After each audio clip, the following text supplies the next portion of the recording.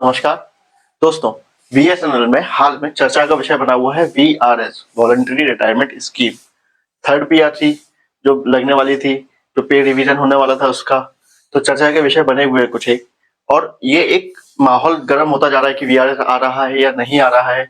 लोग जानने को इच्छुक हैं, जो लेने की सोच रहे हैं उनके लिए भी एक माहौल बना हुआ है। तो दोस्तों, अब बीएसएनएल की एक एसोसिएशन है, एग्जीक्यूटिव एसोसिएशन SNEA, उसने आके क्लैरिफाई किया है कि अभी बीएसएनएल में वीआरएस का माहौल चल रहा है, लेकिन उसको डीओटी की तरफ से होल्ड पे रखा गया है। वो एसोसिएशन ऐसा बोल रही है कि उसने विरोध किया था और मिनिस्ट्री ऑफ फाइनेंस से शायद कुछ बात हुई है, इस वजह से उसको होल्ड पे रखा हुआ है। दोस्तों, ये मैं नहीं कह रहा हूँ, मेरा कोई काम अफवाह फैलाने का नहीं है, लेकिन मैं वो जो पर्टिकुलर एसोसिएशन है उसने साइट पर रखा हुआ है। अगर आप चाहें तो मैं साइट का क्लिप भी दे सकता हूँ।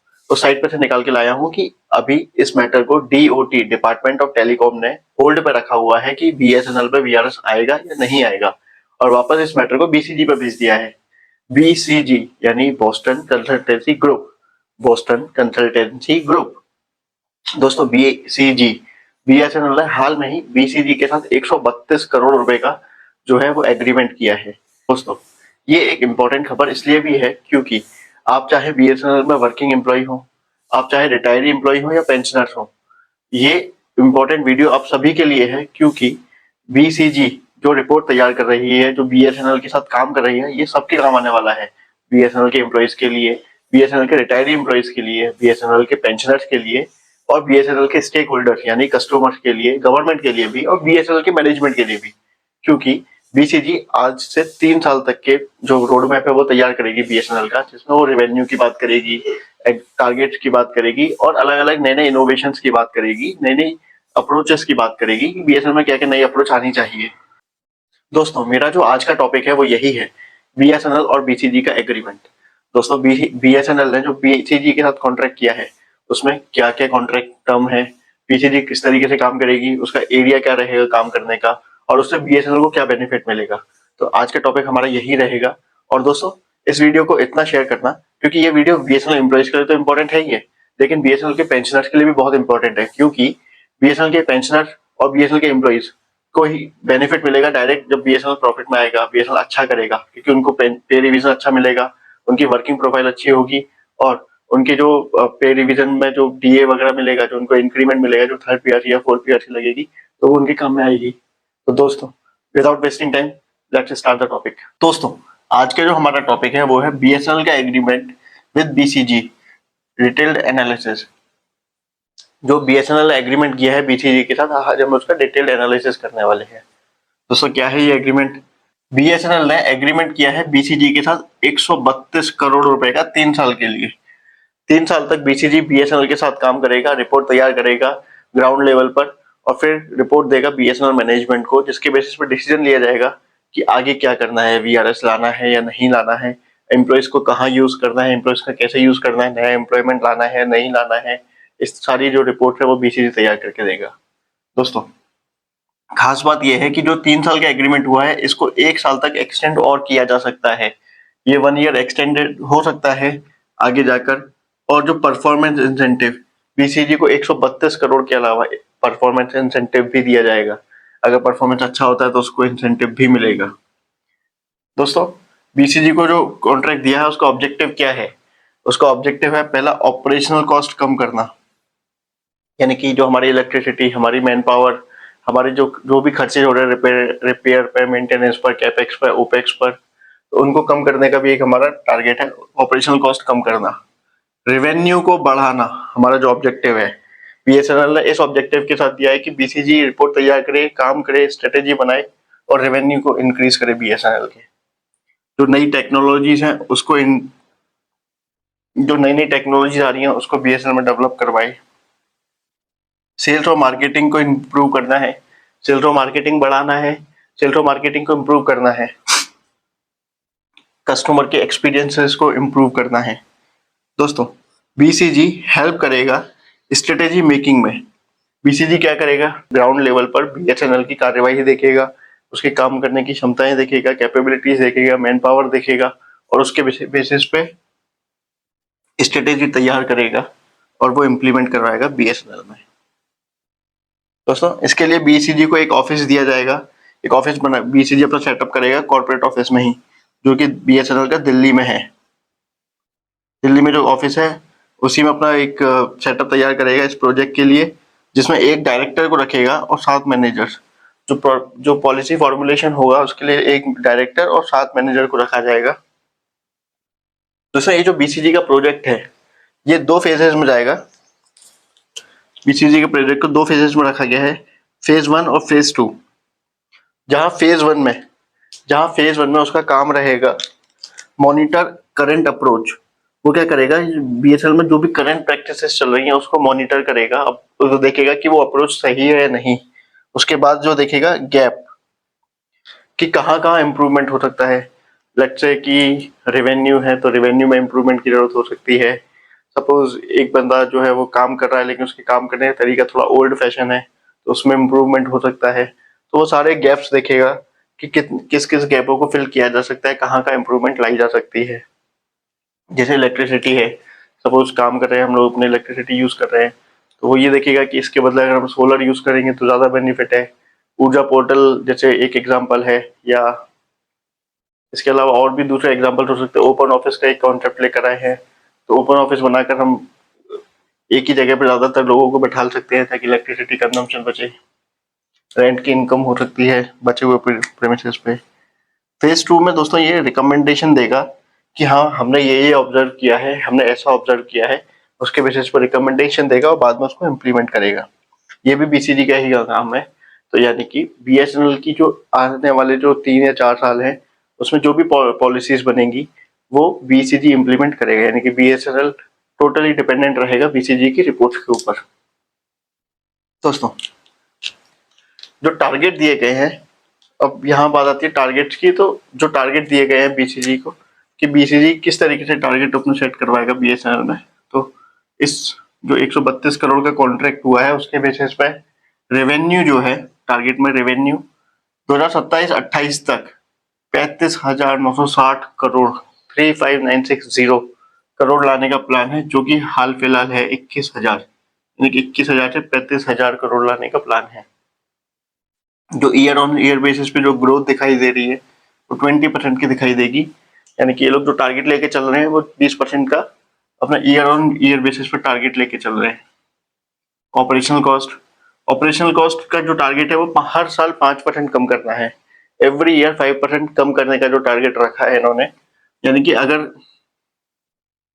और इसको अगर ईयर ऑन ईयर बेसिस पे रखें तो हर साल जो ऑपरेशन कॉस्ट बढ़ती है तो वो 3% का टारगेट है कि हर साल अगर बढ़े तो 3% से ही बढ़े, क्योंकि अभी जो बढ़ रही है वो 5% से बढ़ रही है। सपोज मानो अगर आज की तारीख में 100 रुपए खर्चा हो रहा है, कल वो 103 रुपए होना चाहिए, 105 नहीं होना चाहिए। ये है इनका टारगेट। तो वो हर साल जो बढ़े वो 3% से बढ़े ऑपरेशनल कॉस्ट, वो हम एडजस्ट कर सकते हैं 3% की जो इंक्रीमेंट हो रही है कॉस्ट में।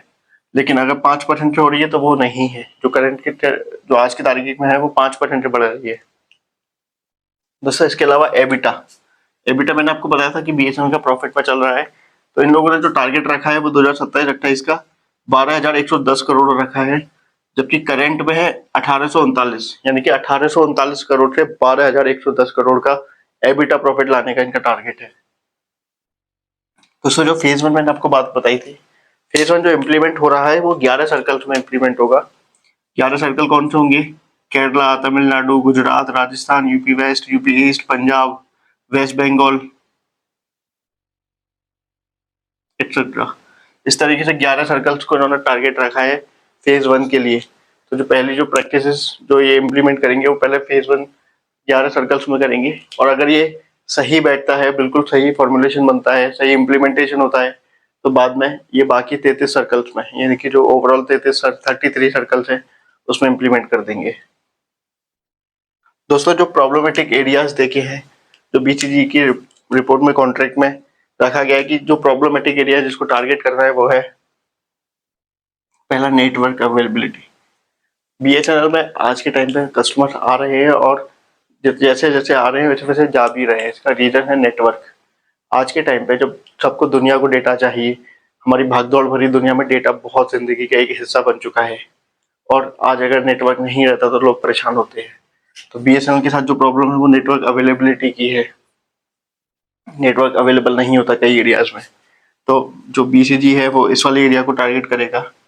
बीटीएस डाउन टाइम, जो बीटीएस डाउन टाइम है यानी कि जो टॉवर से सिग्नल का जो प्रॉब्लम आता है उसको करेगा टारगेट।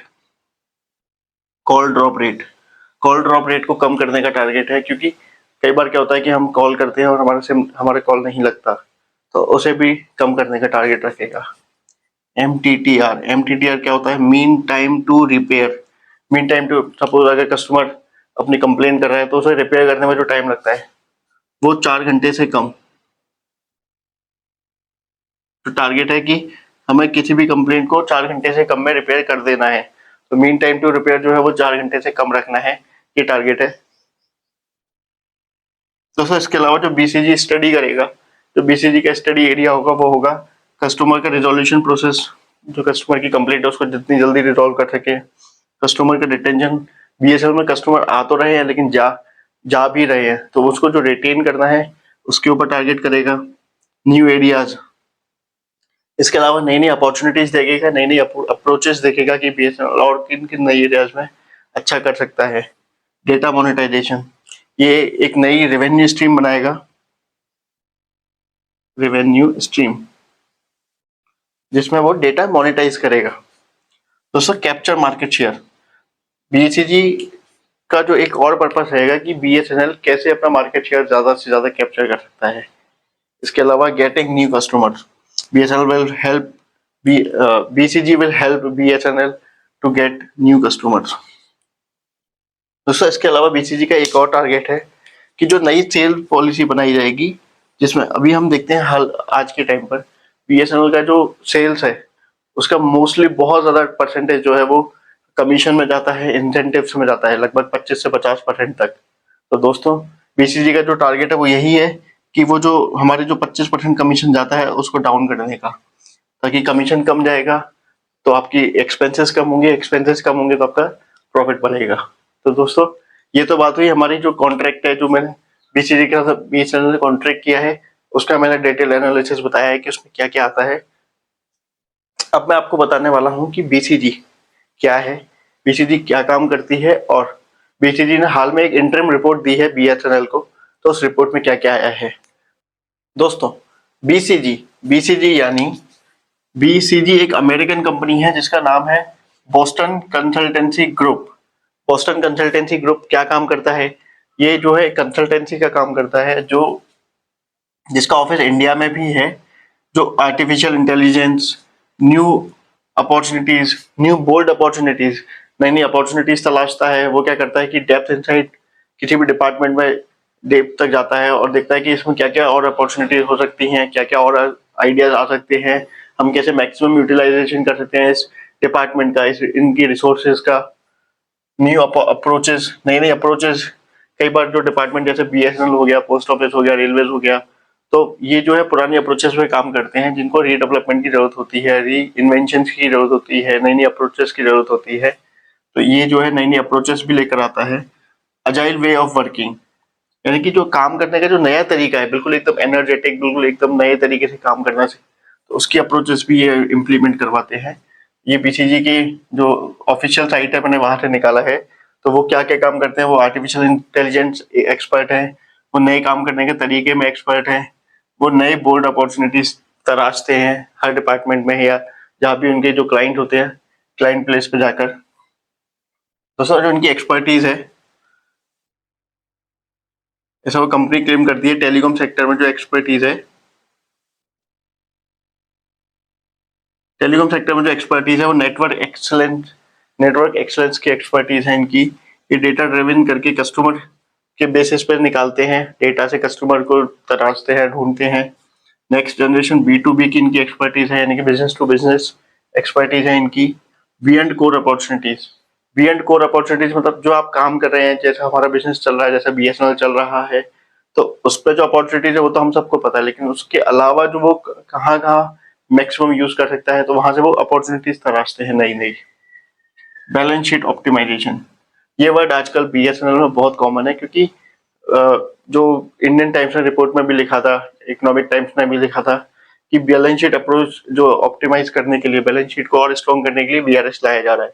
तो ये होता है बैलेंस शीट ऑप्टिमाइजेशन, मतलब बैलेंस शीट कितनी स्ट्रॉन्ग होगी, कितनी एसेट के सामने आपकी रेवेन्यू होना चाहिए, एसेट कितनी होनी चाहिए, एसेट के सामने आपका डेट कितना होना चाहिए, ऋण कितना होना चाहिए, आपके लोन्स कितने होने चाहिए, आपकी एसेट कितनी होनी चाहिए, वो होता है बैलेंस शीट ऑप्टिमाइजेशन। दोस्तों हाल में बीसीजी ने एक इंटरिम रिपोर्ट सौंपी थी बीएसएनएल को। ये एक इंटरिम रिपोर्ट है जो उसने 6 महीने काम करने के बाद रिपोर्ट सौंपी है। और उसमें क्या क्या निकाला है इन्होंने। पहला है कि फास्ट 4G रोल आउट। दोस्तों हमें सबको पता है कि जब तक 4G की सर्विस 4G रोल आउट नहीं होगा, जब तक 3G पे काम करेगा बीएसएनएल, तब तक सर्वाइव नहीं कर सकता। तो इसीलिए ये हमें भी पता है, ये बीसीजी ने भी बोला, तो ये तो कॉमन बात है कि बीसीजी ने भी यही सेम बात बोली है कि fast 4G roll out, focus on service, service पर फोकस करना है। ये भी एक आम बात है, ये हम सबको पता है। अगर बीसीजी को हायर नहीं भी किया होता तो ये सभी बीएसएनएल एम्प्लॉइज भी बोलते हैं, आम जनता भी बोलती है कि focus on service. Launching super app. दोस्तों बीसीजी ने रिकमेंड किया है बीएसएनएल को कि आप एक सुपर ऐप लॉन्च करें जहां से आप कस्टमर की सारी प्रॉब्लम्स को एक ही जगह पे सॉल्व कर सकें। Redesign customer acquisition. कस्टमर को जो एक्वायर कर रहे हैं आप, कस्टमर जो पकड़ के ला रहे हैं, कस्टमर आपके पास आ रहे हैं, उस जो प्रोसेस है वो बहुत पुरानी है, तो उसको रीडिजाइन करें। कस्टमर के पास जाकर उसको आप रीडिजाइन करें ताकि आप कस्टमर आपके पास आए। Premium call centre.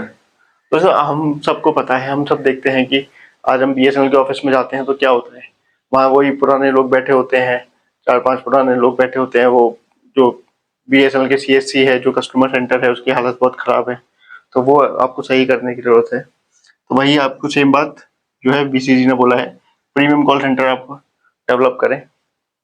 एक एआई चैटबॉट रखें। एआई चैटबॉट क्या होता है कि आप कुछ भी, जैसे हम देखते हैं आज के टाइम पे जो अमेजन वगैरह की साइट है, वहाँ पे अलग अलग मेन्यू आते हैं, आप मेन्यू क्लिक करते हैं, फिर दूसरा मेन्यू खुल के आता है, उस पर क्लिक करें, फिर तीसरा मेन्यू खुल के आता है। सेम इसी तरीके से बीसीजी ने रिकमेंड किया है कि बीएसएनएल भी एक एआई चैटबॉट रखे, ताकि हर समस्या के लिए आपको कॉल सेंटर जाने की जरूरत ना पड़े, कई सारी समस्या आपकी यहीं से सॉल्व हो जाए कस्टमर्स की।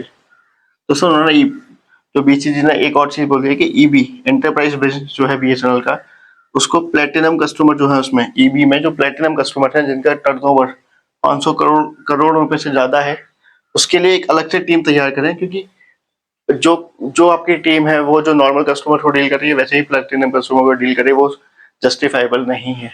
प्लेटिनम कस्टमर आपके जो अच्छे वाले कस्टमर होते हैं वो होते हैं, तो उसके लिए एक अलग से टीम हायर करें ताकि जब भी उनको प्रॉब्लम हो तुरंत टीम तैयार रहे स्पॉन्टेनियसली।